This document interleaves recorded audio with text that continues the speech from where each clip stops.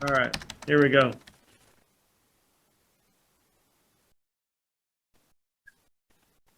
We're excited Nick Papa on here discussing his book, Coordinating Ventilation. If you haven't read it, I understand that's actually what the book club's all about. You're actually supposed to be reading the books, not just coming on the video and watching that stuff. But yeah, the goal is to read the books and we can discuss them afterwards. Next month's book, we finally got it all worked out to have John Norris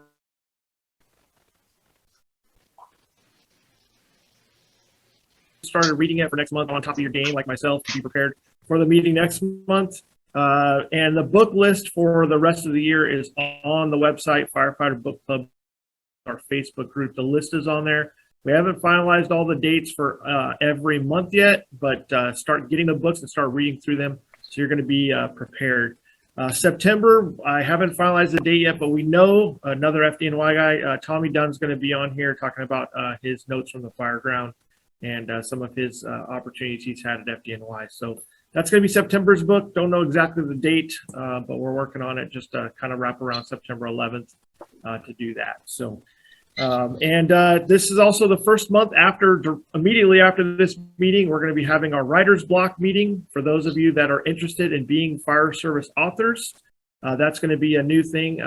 Immediately after the Firefighter Book Club, every month, we're going to go right into the writer's block meeting. We're going to talk about formatting, plagiarism, copyright, all kinds of other fun stuff, and then the publishing portion at the end, which is always the fun part. So that's going to take place. Our first meeting shortly after we're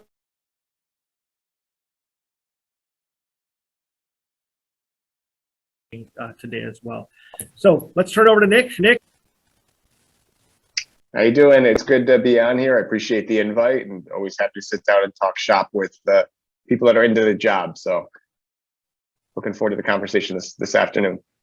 Thanks, Nick. We'll try not to take up too much of your time, but with the book club, we kind of want to have you kind of expand on some of your book, not just cover exactly what's in there, but maybe give us some other tips and tricks and all that kind of stuff. But I first wanted to start off with just chapter 1, and it literally just goes into training and the human factors and the human elements of just coordinating ventilation alone. So when you started off the book, what was some of the big things that you started talking about as far as how we train and why we train and how it kind of affects the ventilation piece? It all goes back to that old saying of you don't know what you don't know. And most of this book is born out of my own mistakes on the fire ground and having to have learned things the hard way. Because, there's also another saying is, you can't go where you haven't been led before. So it's very difficult to try and fill in the blanks on your own if you don't have the proper training and education to back it up. And hopefully, the first time you're going somewhere, you have somebody who is seasoned to take you there for the first time. I've been blessed with some great mentors along. Some of that is in the book wasn't everyday institutional knowledge within my organization. And when I slid the floor to the truck after spending my first 4 years on the engine, it was kind of a rude awakening as to how much there is to know about this job. And especially when you start getting into something as variable and nuanced and something that could have sweeping effects on the fire ground like ventilation, you really have to have a solid footing into fire behavior and building construction and to know how opening up the building further is going to affect all of that, especially other fire ground operations and victim survivability. Unless we're able to anticipate what our actions are going to do, we really can't make decisions at that point. We're basically just going through the motions or doing what is typically done or what's always done, or just trying to follow along with what our procedure says to do. But for us to be true thinking firefighters, for us to make sound decisions and leverage our tactics accordingly in order to give potentially trapped victims and the occupant, at the very least, the property that we're trying to protect the best chance, we have to be able to understand how those tactics work so we can execute them in a way that's going to have the greatest outcome. And where that boils down to is our level of readiness and preparation.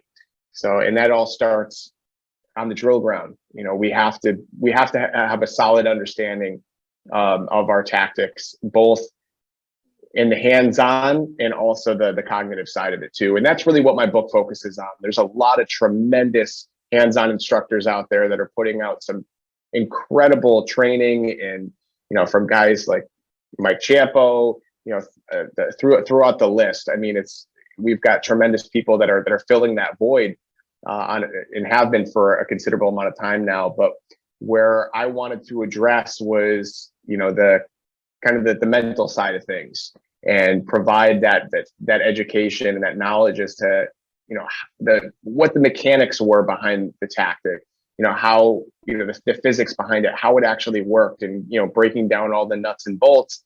So, not only are you now physically able to perform the tactic, but how it works and how to implement it in a way that's going to be most impactful for the fire that you're being confronted with in that moment. Yeah, and I think that one of the things you talked about is in the training aspect. If you don't know, you don't understand what you don't know yet. And, for myself and you, we work at fire departments where we have dedicated truck companies, and you're literally assigned to the truck. And it's amazing how, like you said, your outlook changes from I was just an engine guy and I sprayed water. And we just recently went to dedicated truck bid. And it changes not only the outlook, but you can see just the way that they actually go about getting up on the roof and making cuts. It's so much more of a streamlined thing where you can tell it's truck people, not just engine guys on a truck. It's a totally different thing. But your book even kind of is going to work through that, even that volunteer fire service. Almost 70% of the fire service is volunteer. So even if they don't have that dedicated truck company, at least having a baseline knowledge of how all of it applies is gonna be huge. So exactly, and and I want to get this point across, because I get this a lot when I'm teaching. And yes, where I work from, we have dedicated truck companies that are dry trucks. They do nothing but truck work, and we have 4-person staffing as a minimum. They split inside and outside teams. So yes, like we have those dedicated positions, and we call them a certain name, the outside vent position or the roof position. It doesn't matter what rig you ride on. It doesn't matter what position that you call it. Somebody has to perform ventilation. There's always going to be somebody performing that role to some extent. So it doesn't matter how you do it. We have to know how to do it correctly. And that's the big thing. And that's what this book really aims to address. Is I'm not, particularly concerned about, the individual deployment models. These are the universal truths, like the principles and practices of ventilation. And if you understand that, you can overlay that to whatever your building stock is, to whatever your deployment model is, and whatever resources that you may have.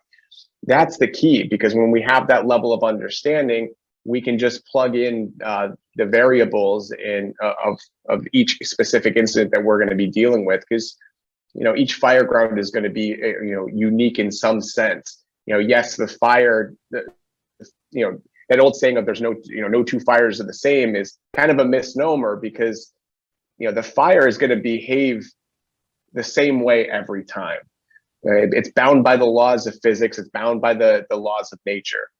All right, that doesn't change. And that's why it's so critical that we understand that fire behavior, because then when we understand those laws that it's bound by, all we have to do is plug and play the details of, okay, what type of building do we have? Which is why, that the foundation of everything that we do in the fire service is framed on that building construction and fire behavior knowledge.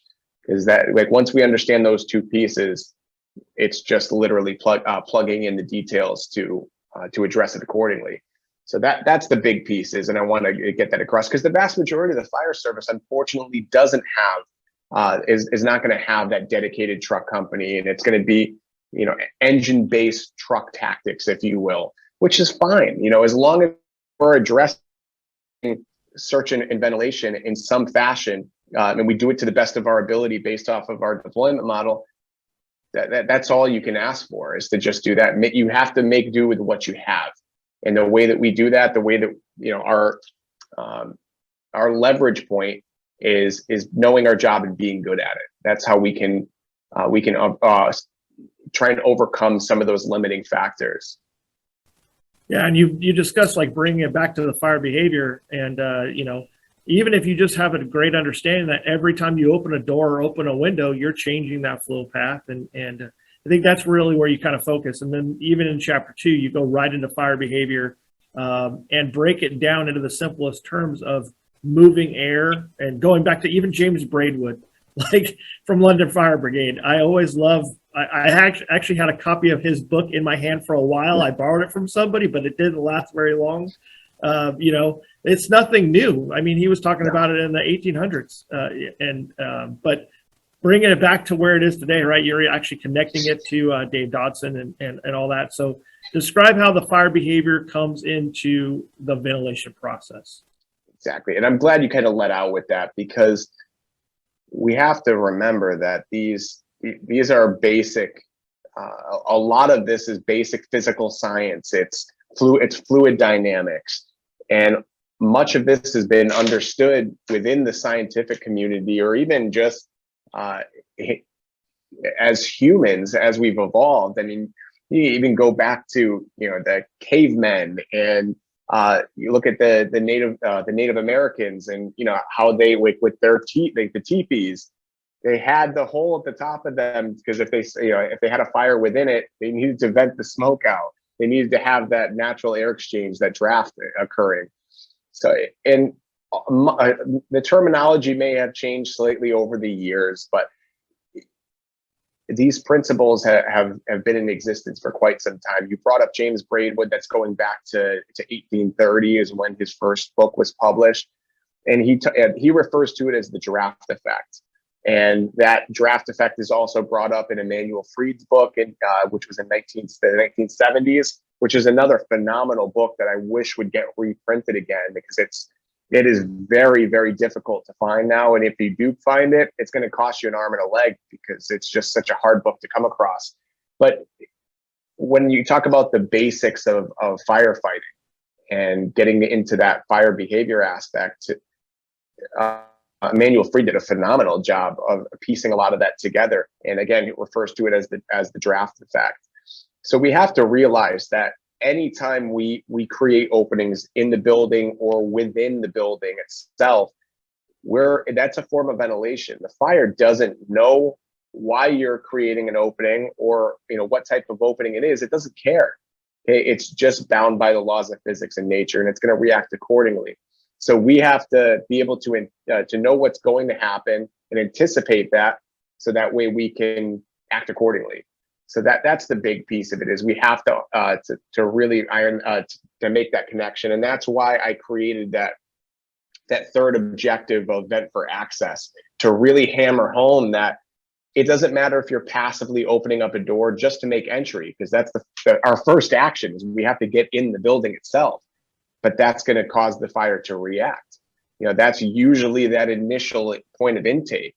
And you think of a front of a doorway. Doorways are 20 square feet, double that of a common double hung window, and it spans nearly from floor to ceiling. So that's a tremendous amount of square feet. It's you're going to get that immediate bidirectional flow if we're on the same level as the fire, and the fire is going to start to react. That fresh it's going to lift and lean. It's going to become more efficient, because now we're tuning up that carburetor, and we're dialing in that air fuel mixture.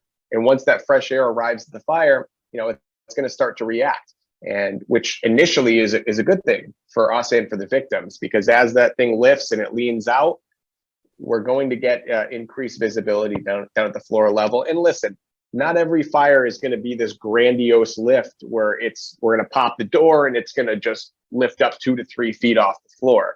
You may only get a couple inches, at least initially, where that fresh air is going to track straight towards to the seat of the fire.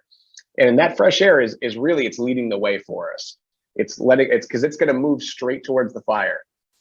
And the lower we get to the floor, the more profound those benefits are going to be, because that's where the most amount of fresh air is going to be. So the closer we are to the floor, the closer we are to that inlet point, which is usually that front door initially.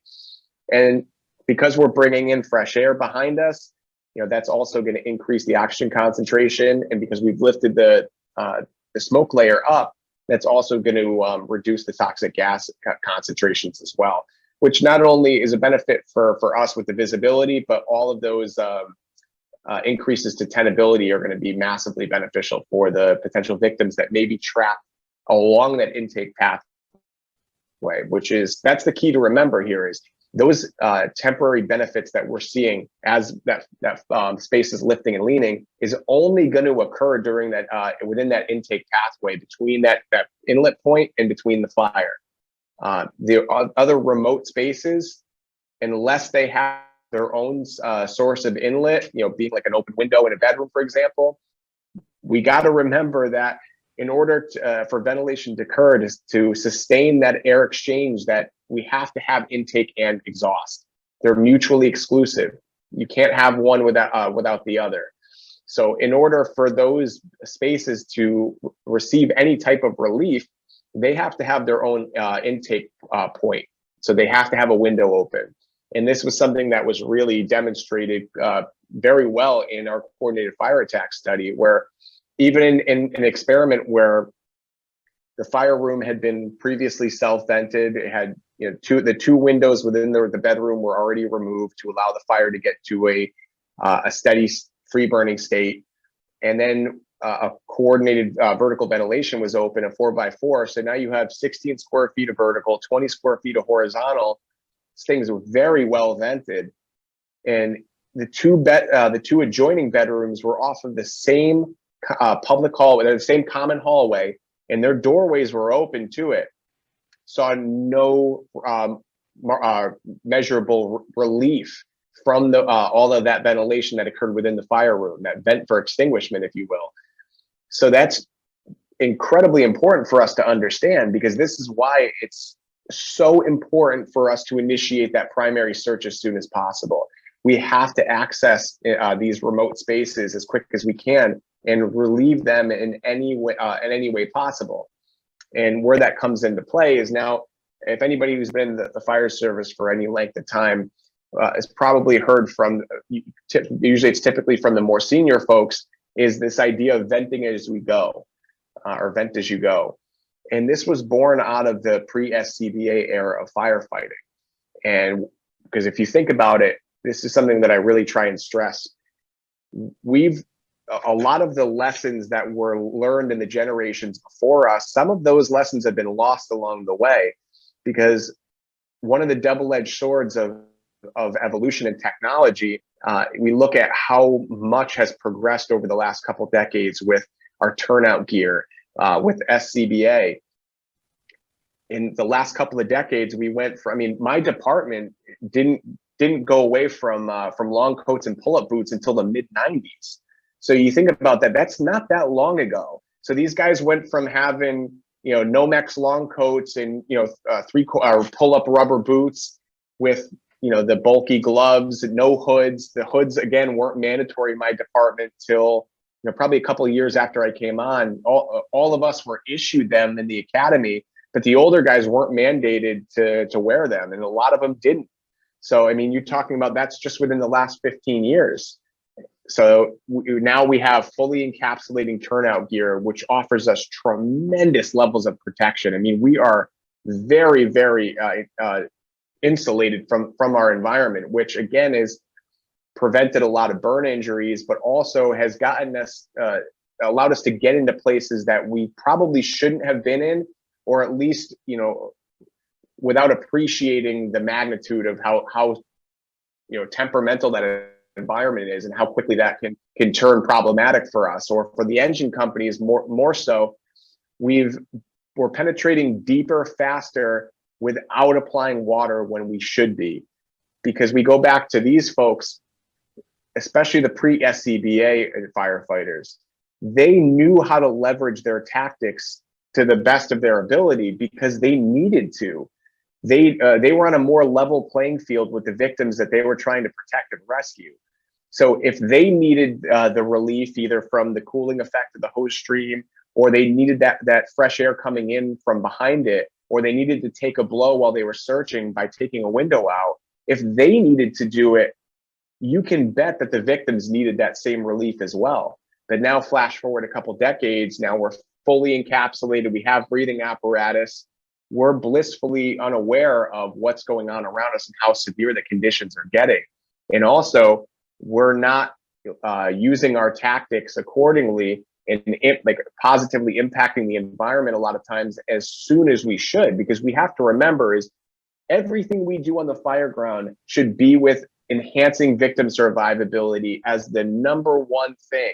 The driving factor should be, how can I improve conditions to give any trapped occupants the best chance of survival?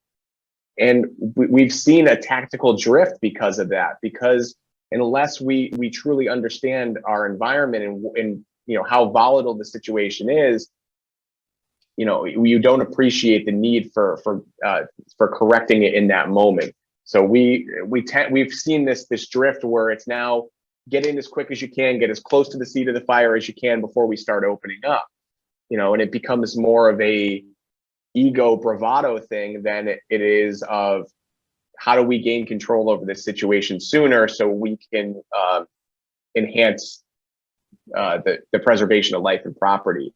And that, again, we have to make sure that we're realigning our focus to really embody that. So that's where I stress a lot of this from is we need to slow down our operational tempo, and it's slowing it down in the sense of we're taking time to make time. So it's using it's that old adage of stay low and let it blow. When we're first popping open that door, we're letting that space react and breathe, seeing how it's going to react, taking stock of and assessing the conditions before we just bull rush our way in. And also, just as we transition from space to space, we're using kind of those doorways or those junction points. My buddy Jay Bonifield put it in it's a great way. We're using them as checkpoints, as a way to just, again, reassess the conditions and the need for, changing our tactics, or, just, if we're on the hand line applying water or changing the way we're applying water. And that's, again, making sure we're remaining mission oriented, because that's the name of the game here. Is it's not about, anything else but preserving life and property. Yeah, I know Brunacini would always talk about in a residential fire, there's a lot more opportunity for those people to be inside. He said they're inside saving their stuff, right? The 4 Ps, he would always call it: people, pets, pictures, and pills. They're in there trying to save those things. And I always talked about, we're here to save lives and property. And when it comes to the pets, dogs are lives, cats are property. But, I'm with you on that. But the other thing that we talk about, right, is now the new magazine article I'm doing right now is called "Tearing Down the Walls." Is that open concept, right? That kitchen fire, which over 50% of your residential fires are cooking fires. So now that kitchen fire.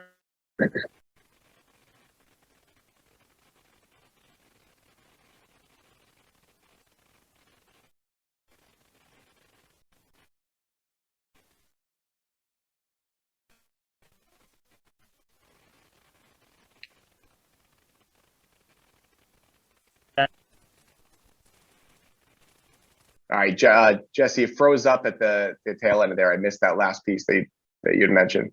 No, I was just talking about how that open concept is also going to lead to the other thing that you talk about in the book is increased potential for VES and VIS because of the flow path changes that we're seeing too.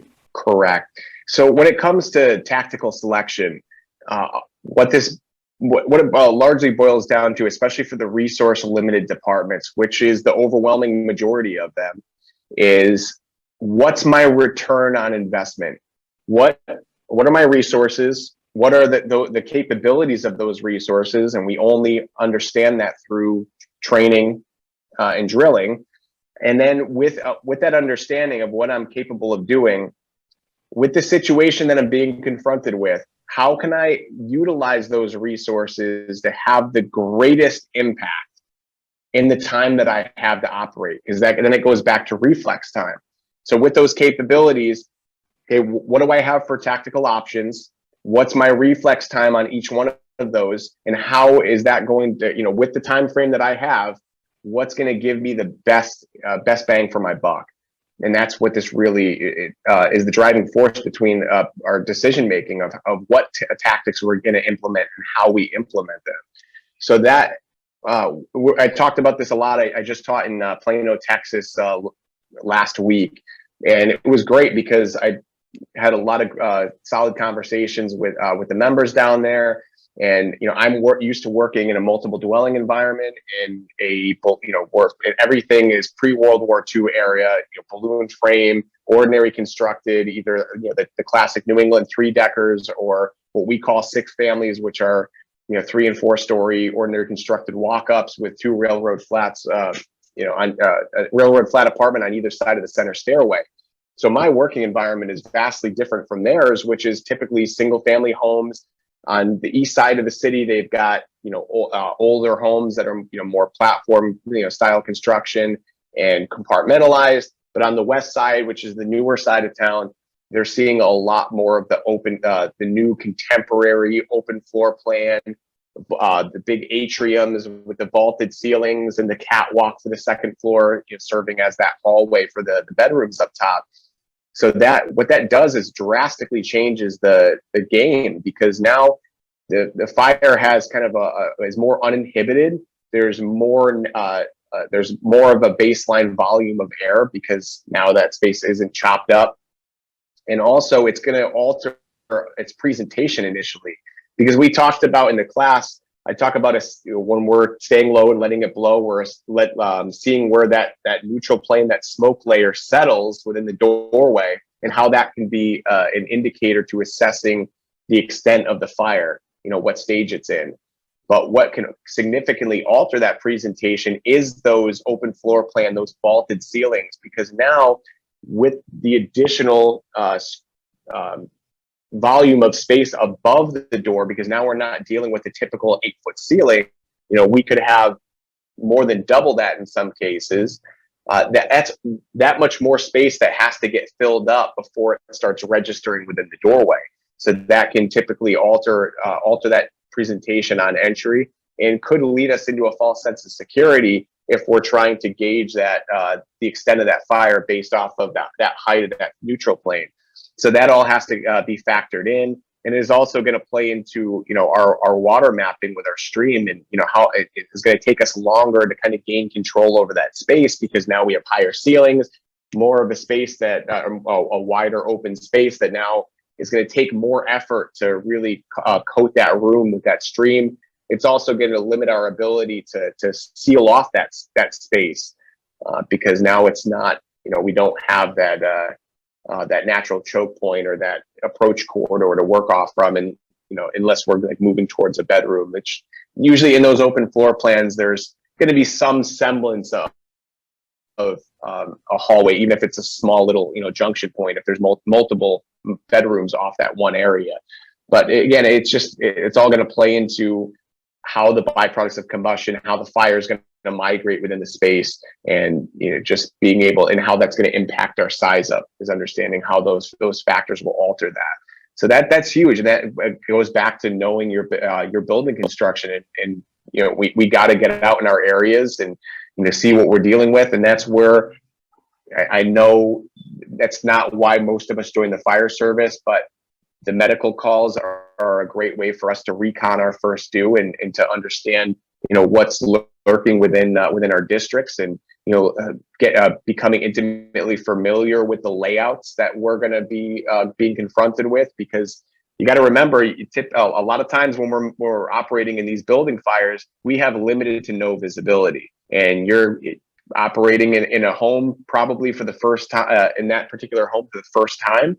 So in order for us to level that playing field, even with these contemporary style homes, a lot of times that the homes within a certain neighborhood, or at least on a certain street, there's gonna be certain commonalities in the way that they're constructed, the way that they're laid out.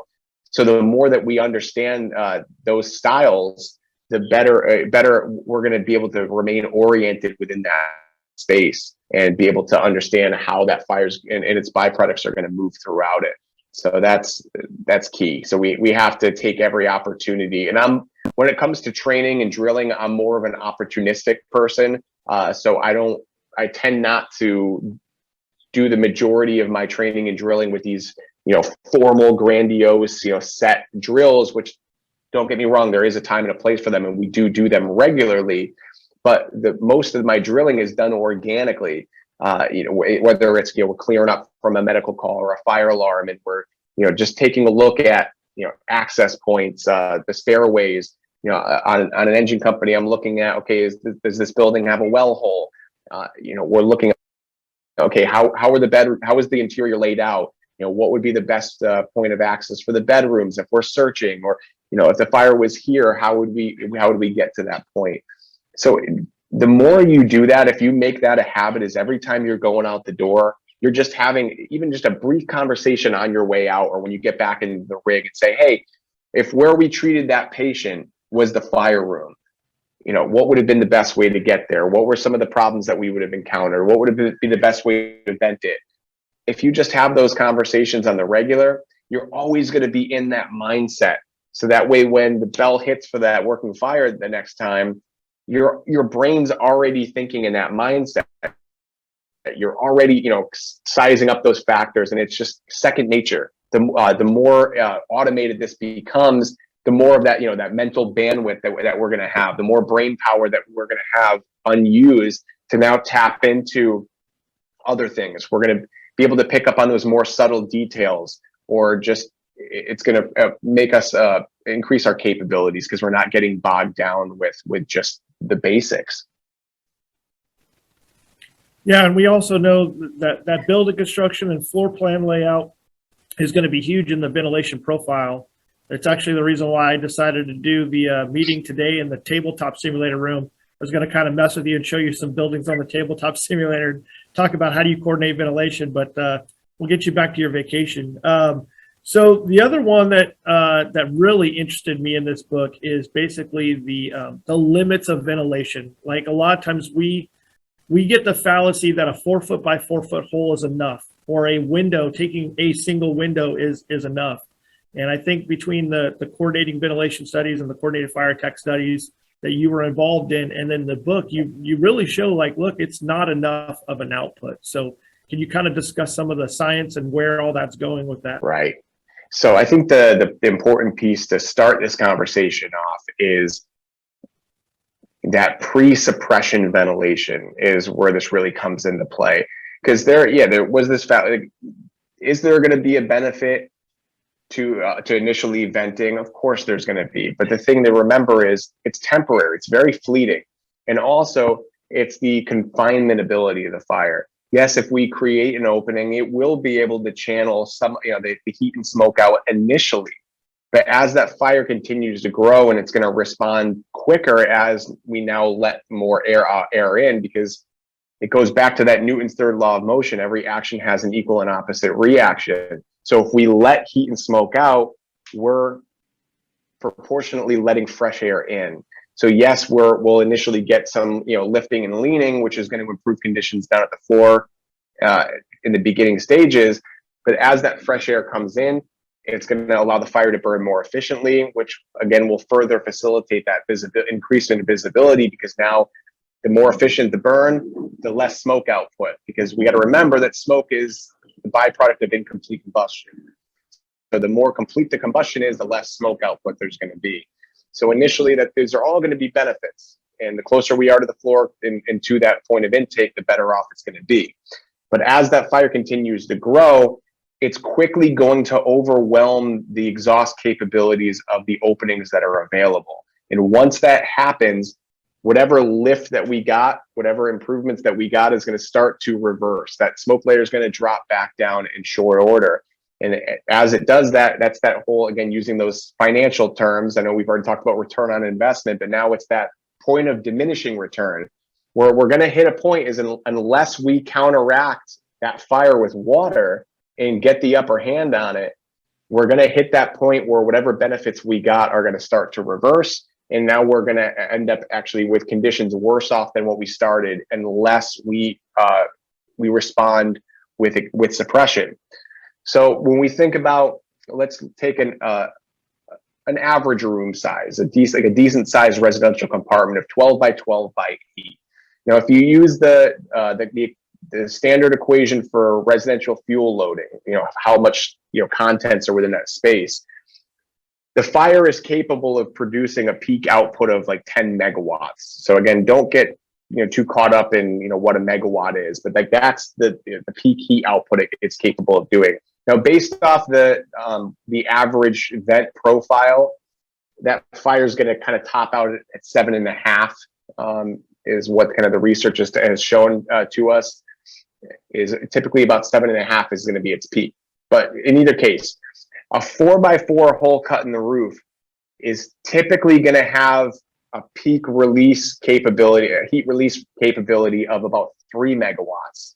So with 3.5 at most. So that's really only it's a little less than half of what that peak output is.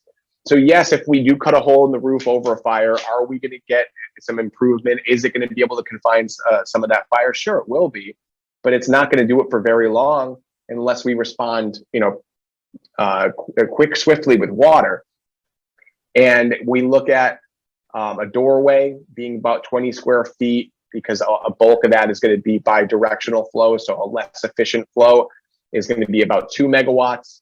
And then a window, which typically is going to have some sort of bi-directional to it, is going to be about 1 megawatt. So just kind of keep that in mind, so that as far as what the capabilities are. So we need to make sure that we're following up any openings with swift water application. So, and that plays into the whole timing aspect of this.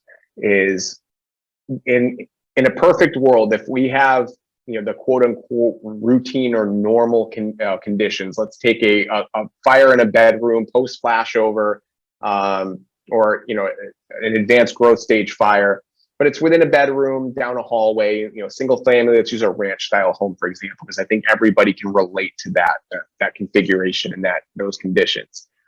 So the ideal situation would be, front door when the hand line's ready, front door gets chocked open, hand line passes through, we get down the hallway, and then once we hit that junction point, that approach corridor, that's when ideally when we want to start opening up, we want to cool that approach corridor, try and seal off that space, seal off the fire compartment, and then we want to ideally have that vent point open right before that hand line's ready to open up, because as they're moving in, we talked about how there is going to be some lifting and leaning initially from that. So we've got the front door open, we take the window opposite their advance, we get that release of heat and smoke, we further facilitate that lifting and leaning. So they're going to capitalize on that fresh air that's now being able to move in even more so to the fire. And now we're going to hopefully increase their visibility at the floor level to allow them to see where they're going, because that fire is going to start to light up at the floor level first, where that fresh air and those fire gases are mixing, that interface of those two gases mixing together. So yes, the fire is going to lean out. Yes, it's going to light up a little bit more. It may roll across the ceiling a little bit, but I'm not interested in what's happening at the ceiling level. That's not where I am operating. That's not where the victims are going to be. As long as I'm getting benefits down at the floor level, we're in good shape. And we have the hand line, the solution to our problem in our hands. So if we can capitalize on those benefits while the hand line's moving in, and now I preemptively have that opening ahead of me. So when I start opening up my hand line, I now have a place to send those byproducts already. It's going to just further facilitate my fire attack and make the conditions less punishing for me. Because if I have a place to push them, it's not going to be coming down on top of me as much as it would be if it didn't. So now that's the ideal timing sequence. Because when we look at also that whole flow and move piece, when we first open up that door, we're going to get that bi-directional flow, that intake and exhaust coming out of the same opening. As we move in, okay, and my hand starts opening up once we get into that hallway. In addition to the water that I'm flowing, there's a ton of fresh air that's being entrained with that water. to the tune of about 5,000 cubic feet per minute at 150 gallons a minute. That's our baseline interior flow. Most of us are flowing more in the range of 160 to 185. So the more we increase our the volume of our water flow, the more more air we're going to entrain along with it. They're proportionate. So we're flowing in excess of 5,000 cubic feet per minute of air. That's a considerable amount of air. So we're actually able to create a pressure front in that hallway, which will, if we do it right, can actually occlude that hallway to the point where that heat and smoke that we're trying to flow over our head, tracking towards that low pressure point that we created at the front door, are no longer able to flow overhead. And if we have that vent opposite, we're actually going to reverse that flow and turn that bidirectional to a unidirectional. So that front door is going to become, mostly or fully an intake. And then that vent opposite, that window that we took ahead of us, is going to become pure exhaust. So we're actually going to increase that exhaust capacity, because now we've gone from bidirectional to unidirectional exhaust. So that we're further enhancing that air exchange. The quicker we're able to exchange that fresh air and those fire gases, the more tenable it's going to make it for us and for the victims. So that's that ideal. So, yes, that vertical ventilation is thought of as kind of like the king as far as efficiency of air exchange, because we have dedicated exhaust, and we may also have dedicated intake too, which is going to maximize that air exchange. But if we have a flowing and moving hand line, we could create that same unidirectional flow just on a horizontal plane with that vent opposite and a flowing and moving hand line with an open front door. So that's where that coordination, that again, having that engine company capable of performing that skill set is tremendous. And all it takes is one firefighter on the outside with a 6-foot hook and maybe a ground ladder if it's on an upper floor. And one firefighter can effectively vent opposite the hand line to give them the relief that they need. So that's where that key component comes in, is understanding that dynamic between ventilation and fire attack, and how to leverage our fire streams in order to maximize the impact of ventilation. So that's where that comes into play. And yes, that is the ideal under ideal circumstances. But we have to remember too that Mother Nature always has a vote, and wind is something that we need to always consider. Teaching down in Plano, and something I learned about them too is, I know Chicago is called the Windy City, but Plano, statistically is right up there with them, if not, exceeds the daily average of wind velocity. So for them, that's something that's always a consideration. For me, up in the Northeast, coming out of the winter months, wind is pretty much a daily occurrence during the winter months because of the changes in the jet stream. We typically have, winds coming out of the north on a regular basis. So that, for us to hit that 10 to 20 mile an hour mark where wind starts to become a factor for negatively impacting fire behavior, it's not hard for that to be a factor that day.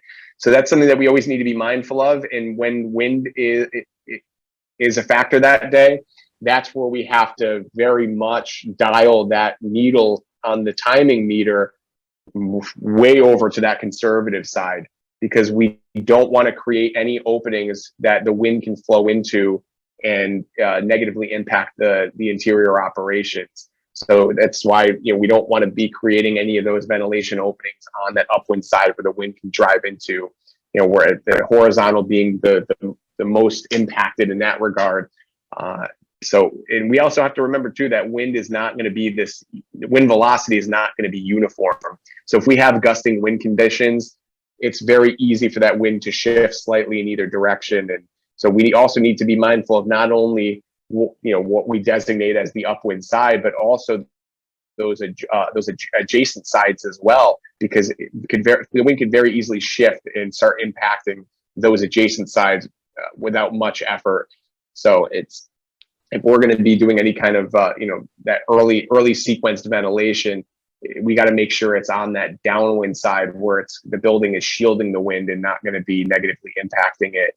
And if we're at all unsure, or there's a potential for wind to impact it, we're not going to create any openings until we got to knock on the fire, because the potential for the wind to catastrophically impact the fire ground is substantial. So we have to give the wind a lot of respect. And again, with this is where wind's a factor. We could also benefit from having an additional layer of accountability with our communication, because typically all that's needed to coordinate ventilation is just the direct line communication between the inside and the outside team. So usually that outside vent firefighter and the engine company officer is typically all that's needed on a routine fire. But when we start adding in the more outlying circumstances, the wind, hoarding, a deep-seated fire, especially when we start getting into those larger occupancies that are more open floor plan, which includes those new McMansion size homes, or full-blown mansions, because Plano had those as well we had to talk about that. But we start getting into the commercial, industrial, or warehouse storage occupancies.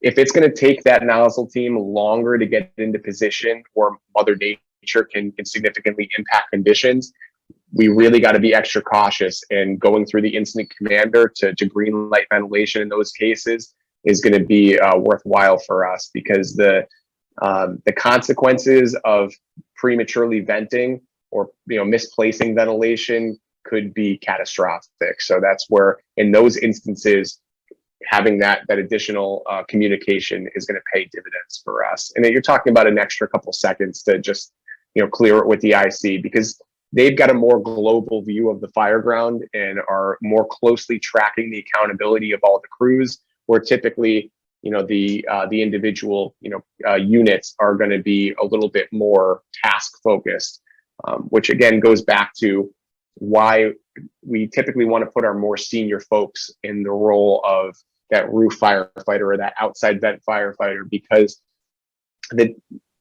oftentimes that firefighter is operating independently, or at the very least outside the direct supervision of a company officer, and the decisions and actions that they take are going to impact the entire fire ground.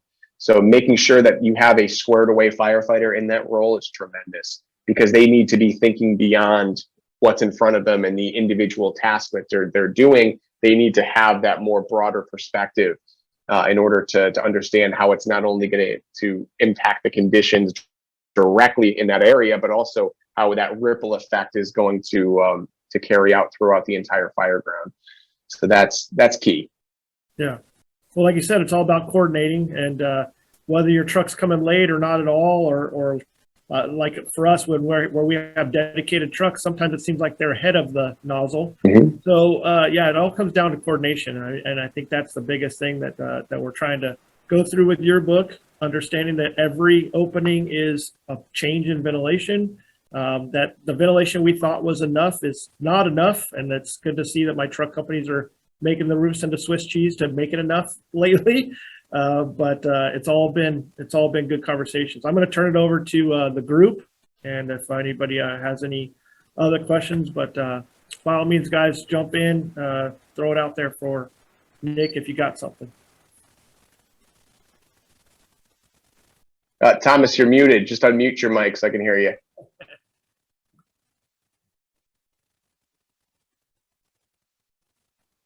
No, you're still muted. You got me now? Now I got you now. Okay. There you go. First of all, my apologies. I had a meeting this morning. I wanted to watch your entire presentation, and I wound up very late, so I'm sorry I missed it. No problem. Anyway, I did just hear your last comment about the outside people, preferably being senior people, and knowing when to coordinate taking that window and getting the big picture of the fire. And I couldn't agree more. I found that on the fire ground, because we were all so charged up with adrenaline, we wanted to do something. Even if it wasn't the appropriate time, it seemed like, let me get in there, let me pop that door, let me take that window. So I thought that was really an excellent point that you brought up at the end there about controlling the coordination, allowing everyone on scene to get a sort of a big picture view of the fire ground. It was a great point. And I had a great conversation with Steve Robertson, who's a veteran lieutenant from Columbus, Ohio. in a very, very busy urban area of the city. And he talks about speed of the game. And he makes the analogy between sports. And you talk to you listen to the interviews from athletes, and he always says how you can interview a Heisman Trophy winner, the pinnacle of collegiate football athletes, and then they transition to the pros, and how that performance doesn't stack up to that same level when they transition into the pros. And it's not because of their skill level, it's because of how much the speed of the game has changed, and how as in a couple of years, as they acclimate and they get more settled and they become, their skill level continues to go up, their composure and skill level start to balance out and increase. And if you think about the fire ground, is now I'm approaching my 15th anniversary this year, and it's almost it's funny. It kind of make the analogy of I have a black lab as a pet, and black lab puppies or lab puppies are very spastic, high energy, and everyone tells you, oh, just wait till they hit 1.5 years or 2 years and they really mellow out, and they calm down and they kind of match your temperament. And it's kind of like, I kind of liken that to experience on the fire ground, because now that I'm hitting that milestone in my career, and I'm starting to see a lot of those same patterns, and I'm getting I've been a company officer now for almost 8 years. So it's that, and I hate to use the word comfortable, because you should never be comfortable on the fire ground or in your career, because that's a dangerous thing. But that confidence level is going up, and that familiarity of what's kind of going to come, and your ability to anticipate what's next and where you should be in positioning. That the picture starts to become clearer, with every year and with every fire that you respond to. And I just love that whole aspect of that, and that speed of the game analogy is so clear, because that needs to be very much understood, because as you talked about, that composure and that ability to exercise that positional and tactical discipline, to be able to have that tool in your hands, see smoke and fire, but know that the best thing for you to do in that moment is to wait until you get that green light from the engine officer, or at the very least you start to see those signs of extinguishment, that it's okay to start opening up, because that's really being good. And it's hard, because we're all typically that type A alpha that alpha personality, where we want to get right in the mix. We want to be in the fray and proving ourselves. But you want to prove yourself. You want to show that you're a good firefighter. There's nothing better than than showing and exercising discipline.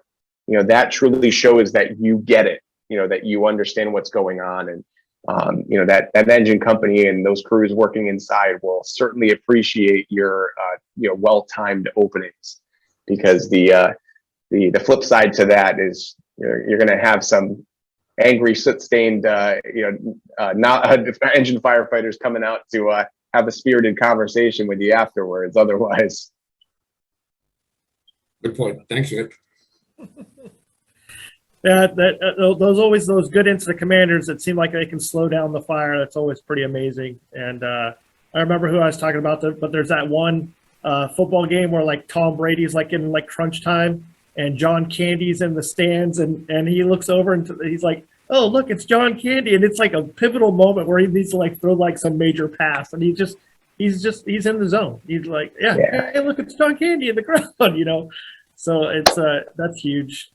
Yeah, and I'll tell you what, for the guys that work with me, it's I try to bring levity to every situation as much as I can, and like I can be serious, but the same token, like especially at work, it's like you'd be surprised at the power of humor. Whether it's dealing with an issue in the firehouse, or even on the fire ground. It's like I always make a lot of times I'll make the joke to just lighten up the mood a little bit, because when that bell hits and it sounds good, it keys us up. It's your adrenaline starts pumping, and you get hyper focused. But there's a sweet spot, where that adrenaline's a good thing, but too little of it is a bad thing, but too much of it is even worse. So, making sure that we stay composed and within that sweet spot is key. And sometimes just lightening the mood a little bit can really be the key to that. So, like when we're guys are hitting the pole and start sliding down the apparatus, like one of my lines would be like, "All right, boys, time to make the donuts," or just making some little quick little joke to just lighten the mood and get people kind of back down to center a little bit is key. So that's making sure that we stay dialed in is clutch. And again, this all goes back to training and education again too, because the more we know about our jobs, the more we understand about the individual tactics. I know we're talking about specifically ventilation, so the more familiar we are with how it works, and then how to actually execute the tactics, so the hands-on, the technique side of things, the more comfortable we're going to be, the more we understand its capabilities, its limitations, and we know where the line is, and we know we could actually push it further when we understand where that line is. We can be more aggressive because we have that level of understanding, and with that comes that confidence, and with confidence comes composure. So it's again, we went full circle, and we're right back to training and education again. So that's where hopefully this book is going to fill the cognitive void for some folks. And that's like years of research and development that went into that. So it started out with the presentation that I give, and in the articles that I've composed, and really just compiled it into one document, distilled everything down to its most simplest form. And then for those that want to dig deeper, everything is diligently cited. So you could use that book as a springboard to go deeper into any one topic. And at the very least, you can see where it came from. So it's not just the opinion or experiences of Nick Papa. It's, well, here's the study where this came from, or here's the book where this came from, or the article. There's over 100 different references that went into this book. And if you want to dig deep into them, it's all there for you to go into. So that was my big piece, is that I wanted this information to be accessible to the mainstream fire service, because it does no good that it's in my presentation and then you have to sit through my class in order to get it. I wanted somebody to be able to just hop on Amazon or go to the library and just grab the book, and now in 155 pages, they at very least, I'm not saying by any means, I'm not saying my book is a one-stop shop or the end-all be-all, because it's a stepping stone, a jump-off point. But at the very least, it is going to give you a solid footing into how ventilation works and how we can leverage it to make the fire ground a better place, and to have the greater impact on the preservation of life and property. So that was the goal. And like I said, I'm still writing, still plugging away, and there'll be an expanded edition down the road, I'm sure. But because of course, we're our own biggest critic, and we're never satisfied. So I've continued to just keep writing in the margins of the book, and typing away on the computer. So because there's more to it. There's so much to the fire ground, and our environment continues to evolve, and with the changes in building construction and materials, and how that influences the fire behavior and victim survivability is ever changing. So it's just trying to deliver the best content for the fire service so we can all be better at our jobs. It's really the name of the game. Well, keep writing in the margins, because second edition is going to 50% more new content. So just keep adding and keep writing. Yeah. And it's good to have actually a book on tactics on the Firefighter Book Club. We've been doing a lot of leadership, so I'm glad to talk about tactics for a while. And for those of you that are actually on here to hang out for the writer's block afterwards, we'll be talking about exactly some of that authorship that Nick was talking about. So, Nick, thanks for coming on the book club today. Yeah. Enjoy your vacation in Florida. And I appreciate it. And what I'll leave you guys with is, if you need to reach out to me, the best way to do so is just go to my website. It's firesidetraining.org. Just remember that. So firesidetraining.org. And I've got a ton of free content up there. So all the training minute videos I did with fire engineering, the articles I've written for fire engineering and FTTN, they're up there. I've also got a couple blog posts that are up there. I've got my 10 operational guidelines that are a little bit updated from the book. Nothing earth shattering. It's still the same concept, but just the verbiage has been altered a little bit to make it even more clear. And then the key bullet points for each item are in there. So it's basically kind of like a note guide for anybody sitting through the class to provide that content. It's up on there. You've also got my email addresses on there, which is firesidetraining@yahoo.com. And then, links to the Instagram and Facebook account that I have are all up on there. So that's the best way to get a hold of me and to get a hold of my content and, the events that I'm teaching at. So just want to thank everybody that took their time out to join me this afternoon. And I hope it was beneficial for you. And like I said, if you need anything, feel free to reach out. Cool. Thank you, sir. Appreciate it. Enjoy Florida. We'll see you next time.